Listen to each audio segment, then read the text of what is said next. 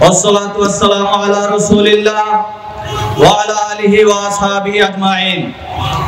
ইসলাম দেশ মানবতা রতন্দ্র প্রহরী ইসলামী আন্দোলন বাংলাদেশ নড়াইল জেলা কর্তৃক আয়োজিত আজকের এই বিশাল জনসভার সংগ্রামী সভাপতি প্রধান অতিথি হিসাবে উপস্থিত রয়েছেন ইসলামী আন্দোলন বাংলাদেশের মোহতারাম আমির বঙ্গ অভিভাবক 24 জুলাই গণ অভ্যুত্থানের অন্যতম নায়ক মুফতি সৈয়দ মোহাম্মদ রেজাউল করিম পীর সাহেব চরমনাই।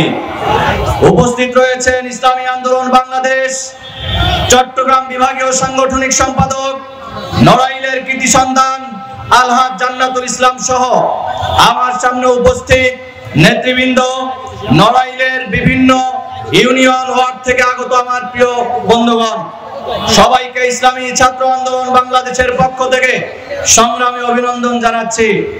সংগ্রামী উপস্থিতি, আমরা সকলেই জানি এদেশের রাজনীতিকে কলুষ মুক্ত করতে, এদেশের ফ্যাসিবাদী বিলোপ সাধনের জন্য, এদেশের রাজনীতিতে গুণগত পরিবর্তনের জন্য ইসলামী আন্দোলন বাংলাদেশ গোটা বাংলাদেশের মধ্যে কাজ করে যাচ্ছে।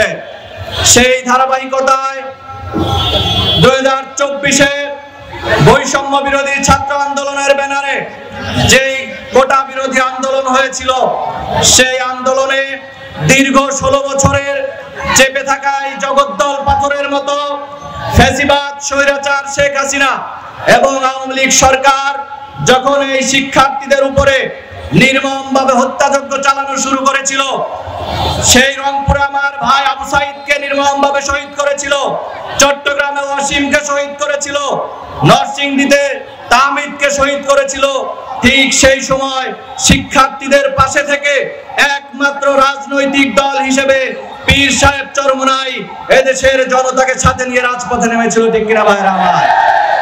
যেই ধারাবাহিকতায় পীর সাহেব চরমনাই রাজপথে নেমে এসেছিলেন, সেই ধারাবাহিকতা অনুযায়ী 18 জুলাইতে পীর সাহেব চরমনাই সেই বাইতুল মুকাররমে ঐতিহাসিক ঘোষণা দিয়েছিলেন, এই নরপিশাচ তুই আমার সন্তানদের বুকে কেন গুলি করলি। পাশাপাশি তিনি উদাত্ত কণ্ঠে গোটা বাংলাদেশের শিক্ষার্থীদের পক্ষে মাঠে নেমে রাজপথে থাকার জন্য সচেতন অভিভাবক এবং গোটা দেশবাসীকে উদাত্ত আহ্বান করেছিলেন। সেই আহ্বানে সাড়া দিয়ে 18 জুলাই থেকে গোটা বাংলাদেশ এক মানব প্রাচীরে পরিণত হয়েছিল। এই ফ্যাসিবাদের পতনের শুরু হয়েছিল 18 জুলাই থেকে। ঠিক কিনা ভাইরা আমার? সেই কারণে আমরা বলতে চাই, 24-এর এই জুলাই অভ্যুত্থানে যেই রিস্ক নিয়ে পীর সাহেব চরমনাই এবং ইসলামী আন্দোলন বাংলাদেশ রাজপথে নেমেছিল, যে উদ্দেশ্য নিয়ে গোটা বাংলাদেশের মধ্যে এই 16 বছরে আওয়ামী লীগ চাঁদাবাজি, ধর্ষণ, খুন, গুম এবং মানুষের ভাতের অধিকার, ভোটের অধিকার হরণ করেছিল, মানুষের কথা বলার অধিকার হরণ করেছিল, সেই উদ্দেশ্য, সেই লক্ষ্য এখনো বাস্তবায়ন হয় নাই। 24-এর জুলাইয়ের অভ্যুত্থান হয়েছে, আজকে 1 বছর হয়ে যাচ্ছে, এখনো চাঁদাবাজি বন্ধ হয় না। ঠিক কিনা ভাইরা আমার? এখনো দখলবাজি বন্ধ হয় নাই, এখনো মানুষ খুন বন্ধ হয় নাই, এখনো গুম বন্ধ হয় নাই, এখনো ধর্ষণ বন্ধ হয় নাই। আমরা বলতে চাই, আজকে অভ্যুত্থানের 1 বছর পূর্তিতে যেই জনতা এভাবে রাজপথে নেমে এসেছিল, সেই জনতার সাথে যারাই গাদ্দারি করবে, যারাই বেঈমানি করবে, তাদের অবস্থা আওয়ামী লীগের মতো হবে।